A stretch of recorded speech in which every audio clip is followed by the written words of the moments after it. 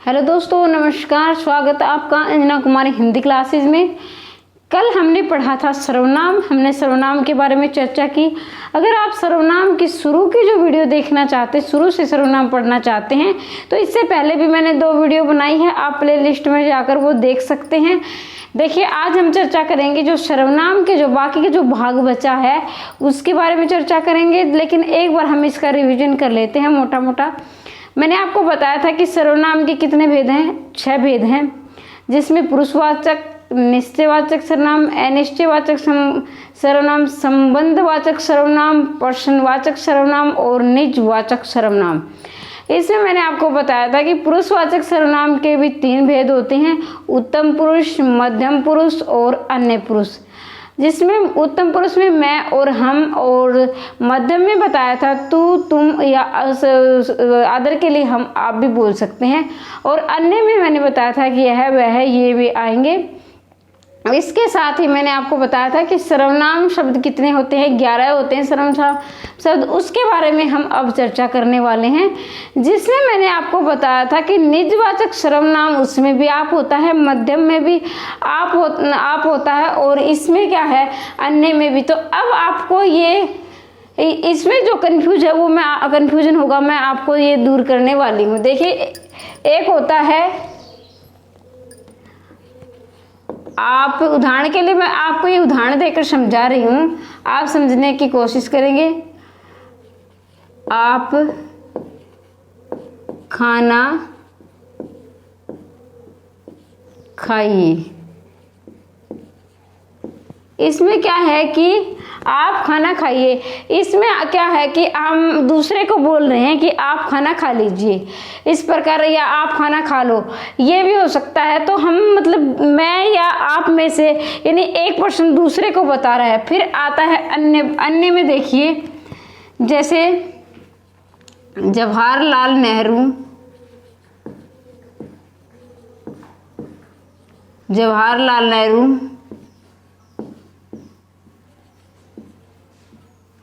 आजादी के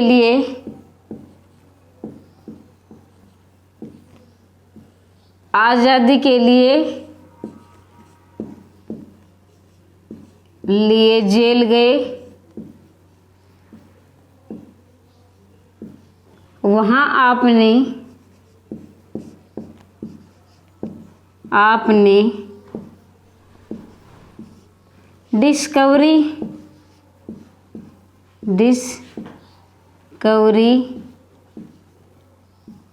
of India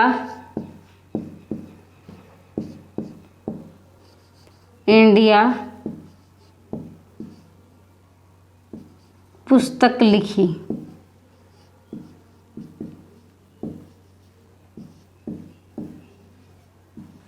लिखी। अब देखिए, यहाँ पर भी आप प्रयोग हुआ है, यहाँ पर भी पहले एक, फिर निजवाचक में होगा यह काम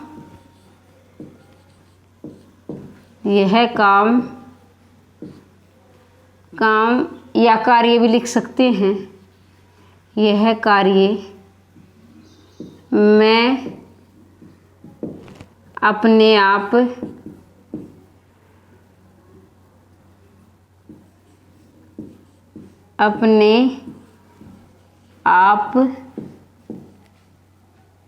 कर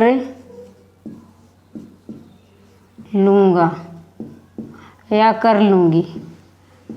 अब देखिए, यहाँ पर भी मैंने आप लिखा है, और यहाँ पर भी आप आया है, और यहाँ पर भी आप आया है। अब देखिए, इसमें क्या है, आप सोचोगे मध्य में भी आप आ रहा है, अन्य में भी आप आ रहा है, निजवाचक में भी। अब इसमें अंतर क्या है कि आप खाना खाइए, यानी कि मैं किसी दूसरे को बोल रही हूँ, दूसरे पर्सन को बोल रही हूँ, तो आप खाना खाइए। तो ये क्या है कि दूसरे पर्सन, यानी जो सेकंड पर्सन होता है ये, और हिंदी में जिसको मध्यम कहते हैं, जिसने बोलने वाला सुनने वाले के लिए बोल रहा है। इसके बाद अन्य, मतलब तीसरे पर्सन की बात हो रही है, कोई अन्य है, जैसे भाषण देते हैं, जैसे नेता वगैरह, या कोई और जैसे पढ़ाते हैं, नेता वगैरह भाषण देते, तो भाषण में ये बोला जाता है कि जवाहरलाल नेहरू, यानी कि एक तो बोलने वाला होता है और एक सुनने वाला होता है, उसमें किसी तीसरे की बात हो रही होती है, एक बोलने वाला एक सुनने वाला, जिसमें हम तीसरे की चर्चा करते होते हैं। यानी भाषण वगैरह में, जैसे जवाहरलाल नेहरू आज़ादी के लिए जेल गए, वहाँ पर आपने डिस्कवरी ऑफ इंडिया पुस्तक लिखी, डिस्कवरी ऑफ इंडिया पुस्तक लिखी। तो ये देखिए यहाँ पर भाषण, कोई नेता भाषण दे रहा है और श्रोता सुन रहे हैं, तो जवाहरलाल नेहरू के बारे में चर्चा हो रही है कि आपने वहाँ पर डिस्कवरी ऑफ इंडिया लिखी। तो इस बात का आप फर्क करें कि यहाँ पर जो है आप सिर्फ आप देखकर ही वहाँ पर निजवाचक सर्वनाम नहीं लगाएंगे। आप देखिए निज का मतलब होता है अपने आप, यानी मैं खुद, अपने लिए निज का अर्थ ही अपने आप होता है, यानी मैं खुद, अपने लिए खुद के लिए प्रयोग हुआ निजवाचक सर्वनाम। ये कार्य मैं अपने आप कर लूँगा, यानी खुद के लिए प्रयोग हो रहा है। जैसे मैं बोल लूँ, जैसे मैं खुद पढ़ा लूँगी, या मैं खुद ये काम कर लूँगी, या मैं ये काम कर लूँगा, अपने लिए प्रयोग होगा निजवाचक सर्वनाम। दूसरे के लिए होता है वो मध्यम, और किसी तीसरे के लिए होता है वो अन्य है। तो मैं उम्मीद करती हूँ कि आपको इतना समझ में आया होगा। अब देखिए इतना समझने के बाद आपने आपका, अब देखिए एक आया था एग्जाम में, एक प्रश्न आया था, देखिए एक एग्जाम में, एक जो पिछली जो परीक्षा हुई थी उसमें प्रश्न पूछा गया था कि वह अपने आप चला जाएगा। यानी कि आपकी मम्मी ने कहा कि आपका दोस्त कोई घर पे आया हुआ है आपसे मिलने के लिए, और वो जा रहा है, तो आप ये सोच रहे हैं कि उसको बाइक पर या किसी व्हीकल पर, गाड़ी में छोड़ आऊं, तो वो कहेगी आपकी मम्मी कि नहीं रहने दे, ये अपने आप चला जाएगा, वह अपने आप चला जाएगा। तो आपको क्या, अब आप सोचिए उसमें निजवाचक होगा, मध्यम होगा, अन्य होगा, क्या होगा? तो आपने सोच लिया होगा, लेकिन इसमें क्या होगा? मुझे पता है ज़्यादातर बच्चे इसमें मध्यम सोच रहे होंगे, लेकिन इसमें होगा निजवाचक सर्वनाम। निजवाचक सर्वनाम कैसे होगा, कैसे पहचानना है कि आपको वहाँ स्वयं या खुद लगा के देख लेना है, क्योंकि कल मैंने इसमें चर्चा की थी कि जो निजवाचक सर्वनाम होता है उसमें अपने आप, स्वयं या खुद जैसे शब्द प्रयोग होते हैं। देखिए यहाँ पर वह अपने आप चला जाएगा, यहाँ पर हम खुद लगा कर देखेंगे वह खुद चला जाएगा। तो ये वाक्य ठीक बैठ रहा है, सटीक बैठ रहा है अपने आप में, तो इसमें जो है निजवाचक सर्वनाम होगा। उम्मीद करती हूँ आपको समझ में आया होगा।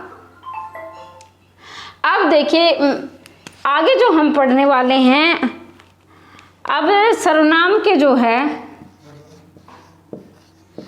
सर्वनाम के कुछ नियम होते हैं, हम भाषा में कैसे प्रयोग करते हैं। देखिए भाषा में हम इसको जैसे कारक संबंधी जो विभक्तियां होती है, कारक संबंधी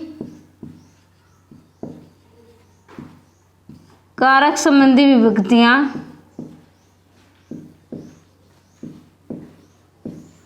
कारक संबंधी जो विभक्तियां होती हैं वो जो है सर्वनाम के साथ जोड़कर लिखी जाती हैं, सर्वनाम के साथ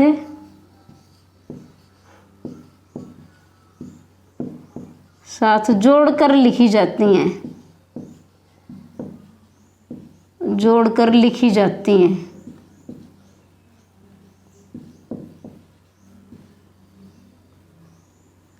जोड़कर लिखी जाती हैं। अब मैं आपको बताऊंगी कि जोड़कर कैसे लिखी जाती हैं। इसको मैं ऊपर वाले को एक बार साफ कर देती हूँ, क्योंकि छोटी छोटी जो गलतियां होती हैं ये जो है हमारे, हम इनको सोचते हैं, इन छोटी छोटी गलतियों से हमारे क्वेश्चन बहुत गलत हो जाते हैं। तो हम किसी भी टॉपिक को पढ़ें, उसे गहराई से पढ़ें कि किस प्रकार से जो है हमें, ये देखिए जोड़कर लिखी जाए। जैसे अब कुछ बच्चे क्या लिखते हैं, उसकी बहन, उसकी बहन। अब मैंने आपको क्या बताया कि कारक संबंधी विभक्तियां होती है जो सर्वनाम के साथ जोड़कर लिखी जाती है, तो ये क्या है, गलत है। हम कैसे लिखेंगे, उसकी बहन, ऐसे लिखेंगे। ये वाला गलत है और ये ठीक है। अब देखिए उसकी बहन हमने लिखा, अब देखिए उसके एक मैंने ये लिखा उसके लिए, एक मैंने लिखा उसके लिए। अब देखिए एक होगा उसके लिए। अब आप बताइए इनमें से ठीक कौन सा होगा। अब आपने पढ़ा कि कारक संबंधी विभक्तियां होती है वो जोड़कर लिखी जाती है सर्वनाम के साथ, लेकिन ध्यान दीजिए संज्ञा के साथ जोड़कर नहीं लिखी जाएंगी, संज्ञा के साथ अलग लिखी जाएंगी। तो ये क्या है, ये गलत होगा, क्योंकि मैंने बताया था कि सर्वनाम के साथ कारक संबंधी विभक्तियां जोड़कर लिखी जाती है। अब आप सोच रहे हो जोड़कर लिखी जाती है, तो ये भी गलत है। ये क्यों है, क्योंकि जो है अगर दो विभक्तियां हैं, कारक संबंधी दो विभक्तियां हैं, तो पहली वाली कारक संबंधी को हम जोड़कर लिखेंगे और जो दूसरी वाली है उसको हम अलग से लिखेंगे। देखिए यहाँ जो के है कारक संबंधी विभक्ति, इसको मैंने उसके साथ जोड़ दिया है और इसको मैंने लिए को अलग कर दिया है, तो पहले वाली जोड़कर लिखी जाएगी, दूसरी वाली अलग लिखी जाएगी। तो मैं उम्मीद करती हूँ आपको इतना समझ में आया होगा। तो इसको हम एक बार साफ करते हैं। तो आज हमने पढ़ा था कि जो आप है उसका 3 जगह प्रयोग होता है सर्वनाम में, जैसे मध्यम में, अन्य में और निजवाचक सर्वनाम में। इसके साथ ही फिर हमने क्या पढ़ा था कि अभी जो कारक संबंधी विभक्तियों के बारे में पढ़ा सर्वनाम के साथ। और अब हम पढ़ने वाले हैं सर्वनाम शब्द। जो मैंने शुरू में ही बताया था कि सर्वनाम शब्द कितने होते हैं, 11 होते हैं सर्वनाम शब्द। वो सर्वनाम शब्द 11 कौन से होते हैं, और जो सर्वनाम के भेद होते हैं वो कौन से होते हैं। सर्वनाम शब्द होते हैं 11 और भेद भी कितने बताए थे मैंने, सर्वनाम के भेद कितने होते हैं, 11 होते हैं, नहीं माफ कीजिए 6। सर्वनाम के भेद कितने होते हैं, 6। और सर्वनाम शब्द कितने होते हैं, 11 होते हैं, जिसमें मैं, तू और आदर के लिए हम आप भी प्रयोग कर सकते हैं। मैं, तू, यह, वह, कोई, कुछ, क्या, कौन, और जो, सो, कितनी होगी, 2, 4, 6, 8, 10, जो, सो, और कौन सी बच गई इसमें, यह, वह, और ये आप यहाँ आएगा, क्योंकि निजवाचक जो सर्वनाम होता है उसमें ये आप होता है। तो मैं, तू, यह, वह, जो, सो, कोई, कौन, क्या, मैं, तू, यह, वह, कोई, कुछ, क्या, कौन और आप, ये जो है कारक संबंधी विभक्तियां होती हैं। जैसे 2, तो मैंने बताया था कि आपको कारक संबंधी विभक्तियां कितनी होती है, 11, जिसमें मैं, तू, यह, वह, कोई, कुछ, क्या, कौन, जो, सो और आप। अगर आपको कारक संबंधी, अगर ये विभक्तियां आपको दिखाई दें तो सर्वनाम शब्द ये हो तो ही आपको ये लगाना कि ये निश्चयवाचक, क्योंकि ये निश्चयवाचक सर्वनाम का है, ये अनिश्चयवाचक सर्वनाम का होगा, ये प्रश्नवाचक सर्वनाम का होगा, और ये संबंधवाचक सर्वनाम का होगा, और ये निजवाचक सर्वनाम। ये दो तो हो गई किसकी, पुरुषवाचक सर्वनाम की, ये 2 हो गई निश्चयवाचक सर्वनाम की, और ये 2 हो गई अनिश्चयवाचक सर्वनाम की, और ये 2 हो गई आपकी प्रश्नवाचक सर्वनाम की, और ये हो गई संबंधवाचक सर्वनाम की, और ये होगी निजवाचक सर्वनाम की।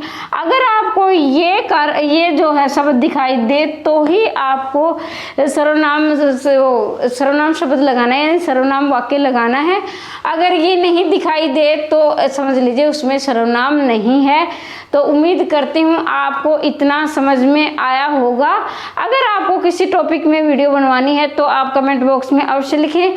अगर इस टॉपिक में कोई डाउट है तो भी अवश्य लिखें कमेंट बॉक्स में, और वीडियो को लाइक कर दें, ज़्यादा से ज़्यादा शेयर करें, चैनल को सब्सक्राइब कर दें और बेल आइकन को जरूर दबा देना ताकि मेरे द्वारा डाली हर वीडियो का नोटिफिकेशन आप तक पहुँच के। जय हिंद, वंदे मातरम।